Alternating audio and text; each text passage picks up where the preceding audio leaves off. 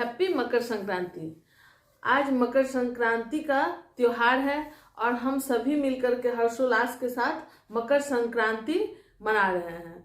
तो आज के दिन ही क्यों मकर संक्रांति मनाया जाता है? तो भारतीय ज्योतिष कैलेंडर के अनुसार आज के दिन सूर्य का धनु राशि से मकर राशि में प्रवेश होता है, इसीलिए आज के दिन मकर संक्रांति भारत में मनाने की परंपरा है, जिसे भारत के अन्य राज्यों में दूसरे नामों से जाना जाता है। जैसे आप देखेंगे तमिलनाडु में पोंगल के नाम से इस त्योहार को मनाया जाता है, आंध्र प्रदेश, उड़ीसा, कर्नाटक में संक्रांति के नाम से इस त्योहार को मनाया जाता है। अपने बिहार में दही चूड़ा के नाम से, तिला संक्रांति के नाम से इसे मनाया जाता है। आज के दिन खिचड़ी खाने की भी प्रथा है। दही चूड़ा, तिलकुट, गुड़, खिचड़ी का सेवन किया जाता है।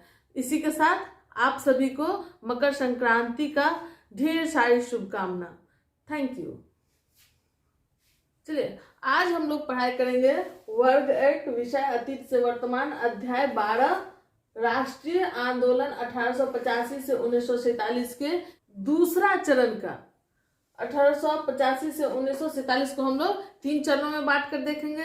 इससे पहले वाला वीडियो में हम लोग प्रथम चरण के बारे में पढ़े हैं। अब से वीडियो में हम लोग दूसरा चरण को देखेंगे, जिसका 1905 से 1919 तक। अब देखेंगे कि इस चरण में गरम दल का उदय होता है, जिसका प्रमुख नेता है लाल बाल पाल। इन तीनों के जोड़ी को तिकरी के नाम से जाना जाता है। ये लाल कौन है? लाला लाजपत राय, जो पंजाब के थे। बाल गंगाधर तिलक, जो महाराष्ट्र के थे। पाल, जो बिपिन चंद्र पाल थे, बंगाल के। पहला भारतीय राष्ट्रीय कांग्रेस का व्यक्ति बाल गंगाधर तिलक है, जो राष्ट्रीय हित के लिए राष्ट्रीय मुद्दा पे कई बार जेल जा चुके हैं। बाल गंगाधर तिलक तो पूछता है कि पहला कांग्रेसी नेता जो जेल की यात्रा किए हो, तो वो है बाल गंगाधर तिलक। इन्हें लोकमान्य की उपाधि भी दी गई थी।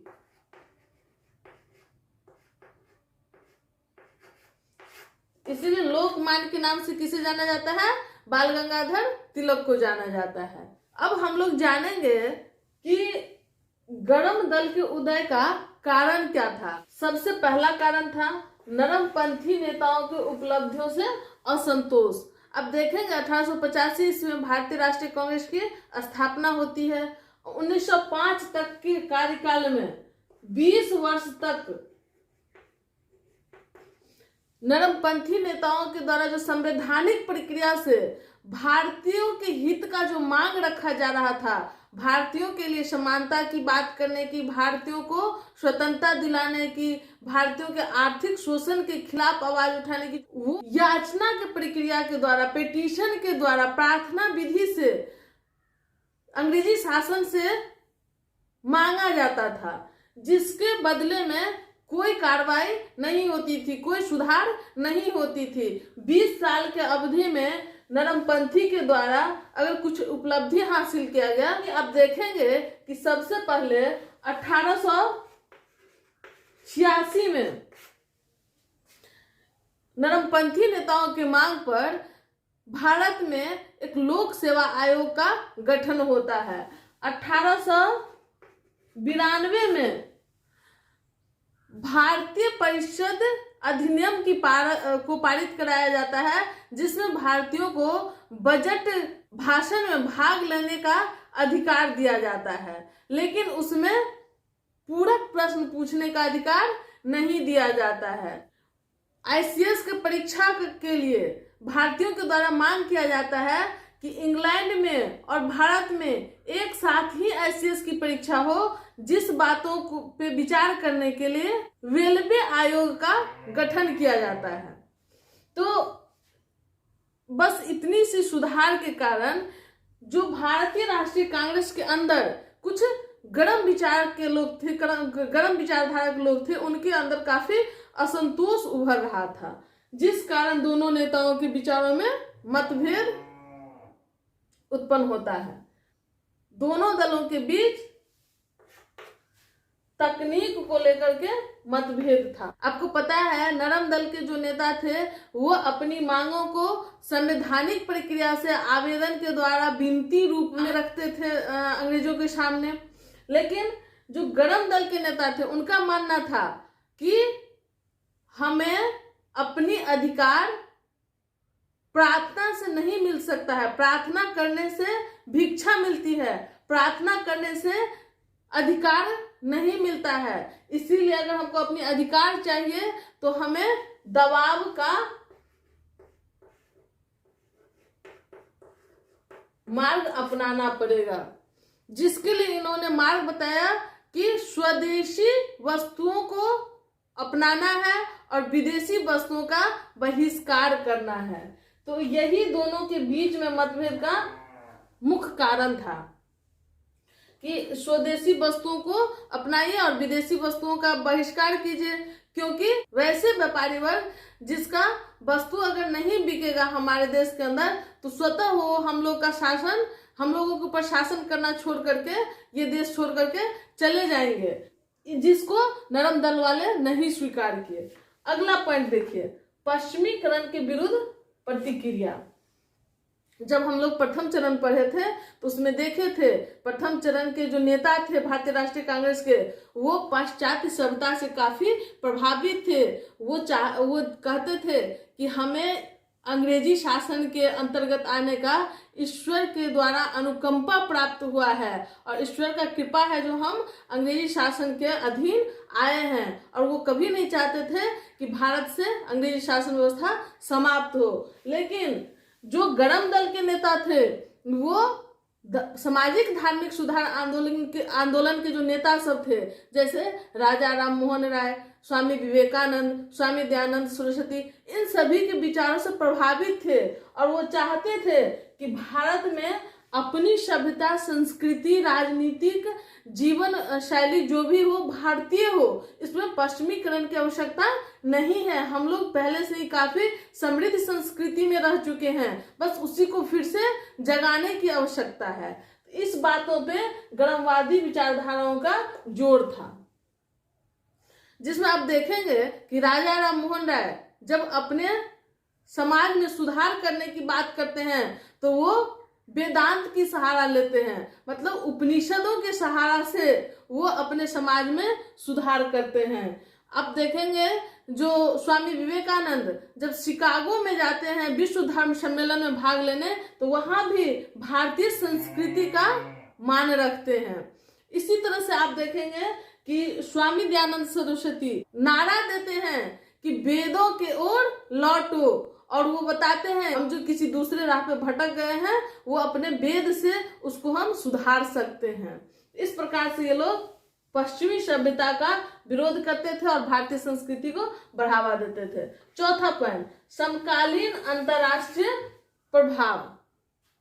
उस समय अंग्रेजी शासन के खिलाफ विश्व के कई देशों में विरोध हो रहा था। जैसे आप देखेंगे अफ्रीका में रंग भेद नीति के खिलाफ संघर्ष जारी था। मिस्र, तुर्की, ईरान, ये समय राष्ट्रीयता की भावना जागृत हो रही थी। इथोपिया, इटली जैसे शक्तिशाली देश को 1896 में पराजित करता है। 1905 में जापान के द्वारा रूस को पराजित किया जाता है। इस प्रकार से भारतीयों में एक उम्मीद की किरण जलने लगती है कि ये अंग्रेजी सत्ता जो है वो अजय नहीं है, अगर हम लोग भी एकजुट होकर के इसका विरोध करें तो इसे पराजित किया जा सकता है। कर्जन की प्रतिक्रियावादी नीतियां।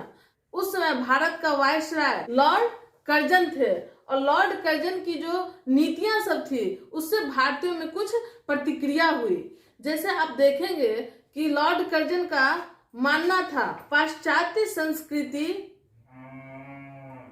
भारतीय संस्कृति से कहीं अच्छा है, वो हमेशा पाश्चात्य संस्कृति के सामने भारतीय संस्कृति को नीचा दिखाने का काम किया है। अब देखेंगे कलकत्ता के दीक्षांत समारोह में कर्जन बताते हैं कि सत्य का विस्तार पाश्चात्य देशों में बहुत पहले हो चुका था, जिसका अब पूर्वी देशों में विस्तार हो रहा है। उसी प्रकार से देखेंगे कि 1902 ईस्वी में दिल्ली दरबार का आयोजन किया जाता है।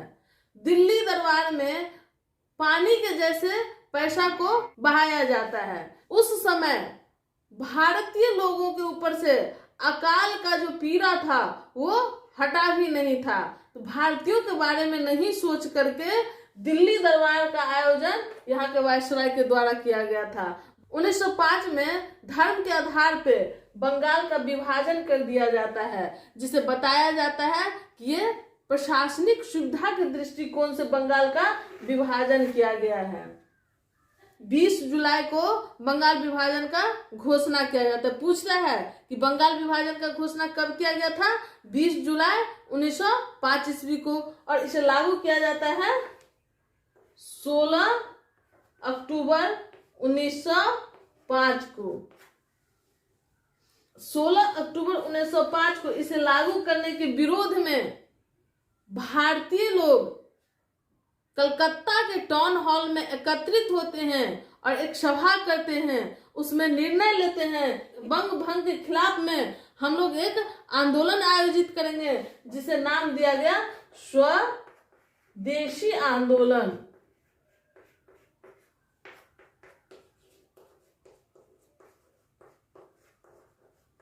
और इसी के साथ आज का वीडियो समाप्त किया जाता है। धन्यवाद।